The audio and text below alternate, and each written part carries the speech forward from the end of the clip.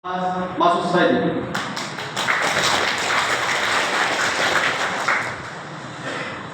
Innal hamdalillah wassalatu wassalamu ala nabiyyina Muhammad wa ala alihi wa sahbihi ajma'in। সশস্ত্র বাহিনী দিবস উদযাপন উপলক্ষে আয়োজিত আজকের আলোচনা সভায় সম্মানিত প্রধান অতিথি, বিশেষ অতিথিবৃন্দ, আমন্ত্রিত অতিথিবৃন্দ এবং আমার সামনে ভবিষ্যৎ বাংলাদেশের গর্ব সশস্ত্র বাহিনীর সম্মানিত সদস্যবৃন্দ, আসসালামু আলাইকুম ওয়া রাহমাতুল্লাহ। কেমন আছেন আপনারা সবাই? আলহামদুলিল্লাহ। আপনাদের চেহারা দেখেই বোঝা যাচ্ছে আপনারা অনেক ভালো আছেন, আলহামদুলিল্লাহ। আপনারা অনেকেই বয়সের একটা প্রান্তে এসেছেন, আবার অনেকে যুবক আছে।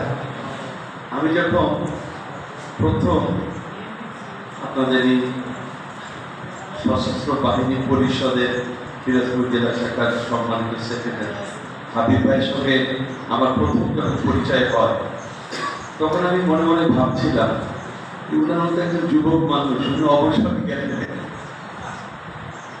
তো পরবর্তীতে যখন কারণ জানতে পেরেছি, তো বুঝেছি যে বিষয়টা কি ছিল।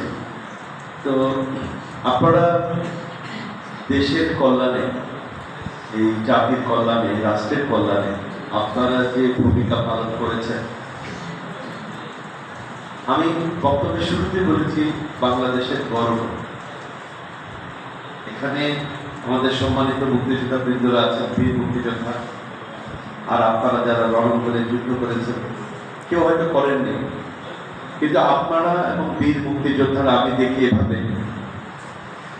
আমাদের সম্মানিত বীর মুক্তিযোদ্ধাগণ তারা বর্বর পাক সেনাদের হাতে 9 মাস রক্তক্ষয়ী সংঘর্ষের মাধ্যমে স্বাধীন সার্বভৌম বাংলাদেশ আমাদের উপহার দিয়েছে। আর আপনারা যারা সশস্ত্র বাহিনীর সদস্য মুক্তিযুদ্ধে অংশগ্রহণ করতে পারেননি, তারা আমাদের ওই বীর মুক্তিযোদ্ধারা যে স্বাধীন সার্বভৌম বাংলাদেশ আমাদেরকে দিয়েছে, সেই বাংলাদেশের প্রতি ইঞ্চি জমিন পাহারা দিচ্ছেন আপনারা এই সশস্ত্র বাহিনীর সদস্যরা। সুতরাং আপনার উভয় আমাদের কাছে সম্মানিত, উভয়ই আমাদের কাছে গর্বে, উভয়ই আপনার দেশ ও এই দেশ মাতৃকার আপনার সর্বশ্রেষ্ঠ সন্তান আপনারা। ভাইয়া, আমরা 1971 সালে একটি মহান স্বাধীনতা অর্জন করেছি। আমাদের বাংলা মায়ের জামাল ছেলেরা জীবনকে বাজি রেখে 9 মাস রক্তক্ষয়ী সংগ্রামের মধ্য দিয়ে আমাদেরকে একটা স্বাধীন বাংলাদেশ তার উপহার দিয়েছে। এই স্বাধীন বাংলাদেশ প্রাপ্তির পটভূমি কি ছিল সেই ব্যাখ্যা আমি যাব না, আপনারা সবাই জানেন। কিন্তু আমাদের স্বপ্ন কি ছিল? স্বাধীন সার্বভৌম বাংলাদেশের স্বপ্ন কি ছিল?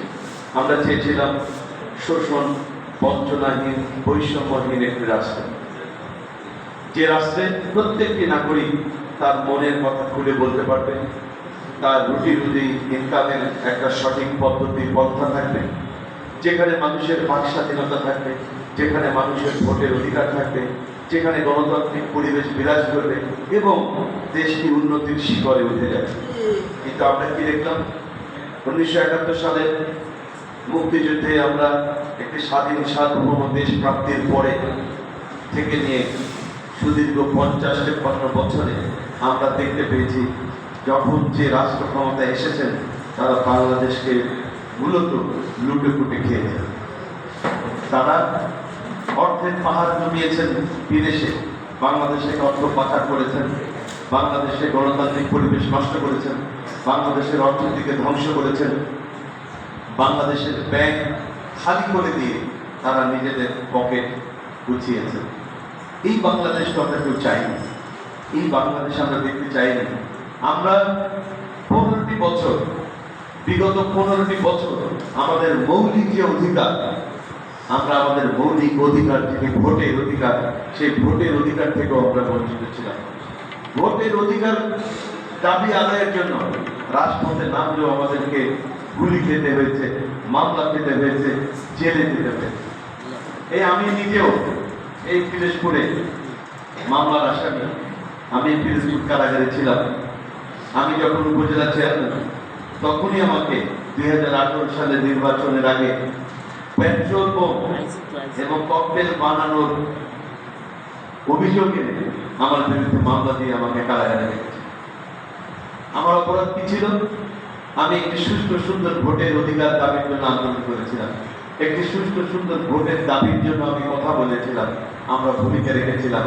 কিন্তু পরিণামে আমরা পেয়েছি জেল, জুলুম, হামলা, মামলা।